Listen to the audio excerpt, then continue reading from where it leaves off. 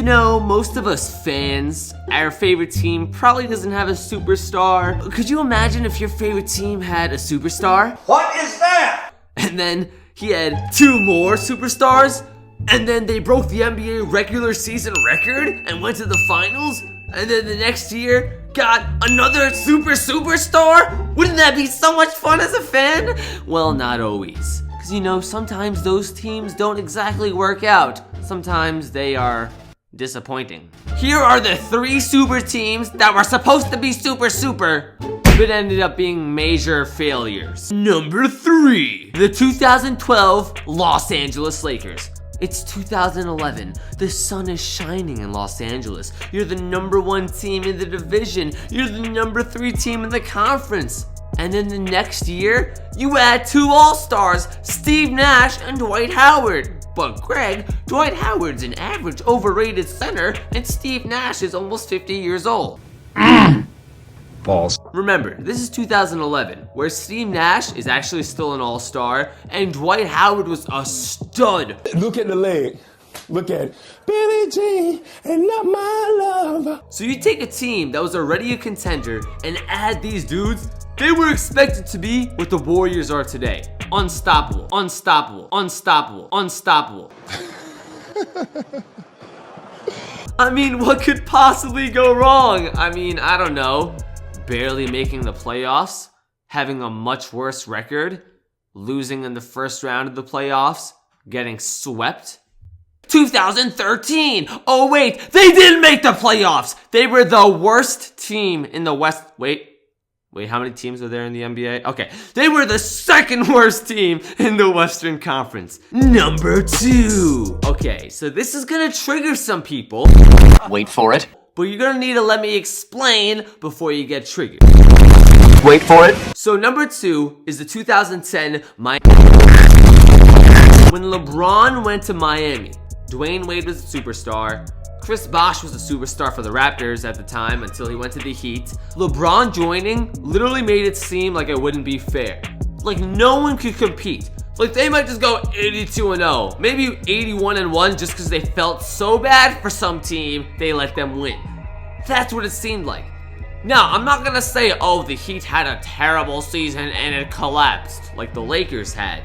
The Heat did start off kind of bad. They started 9-8, and when you're arguably the best team in NBA history, on paper, you should be a little better than 9-8. Now, they finished out okay, 2nd in the conference, which in the East, and then they lost in the finals to the Dallas Mavericks.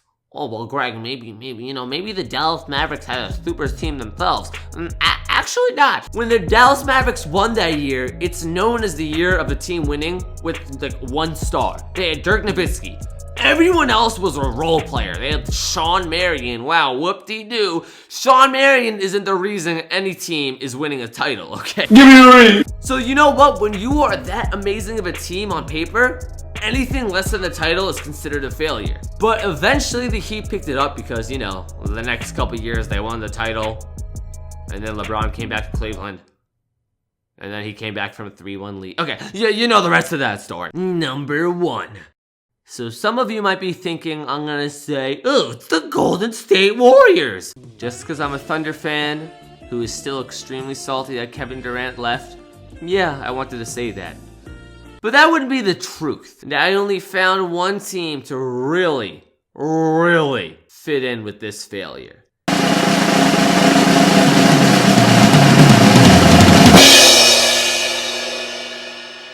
So the Nets made arguably the worst move in NBA history. They traded Gerald Wallace, Chris Humphries, some other players, and 3 first-round picks for a 38-year-old Kevin Garnett, 35-year-old Paul Pierce, and who knows how old Jason Terry. Now you might say, wait, Greg, all those dudes are old veterans, like who cares? How does that make a super team? Not at the time. This is when they were at the end of their prime, but they were still winning titles. Kevin Garnett was seen as a star. Paul Pierce was looked at as an elite scorer. This was seen as a big move that could really put them into contention. contention. I meant to say contention. The year before, 2012 to 2013, the Nets were actually doing good. They had 49 wins, which is actually extremely solid. Second in the division, fourth in the Eastern Conference. They made it to the first round of the playoffs and lost in Game 7 against the Bulls. So with all this success, being extremely competitive in their first year in Brooklyn, they wanted to make a big boy move. And boy, did they make a big boy mistake. The very next year, they take a step down. After getting all these superstar players, they get 44 wins.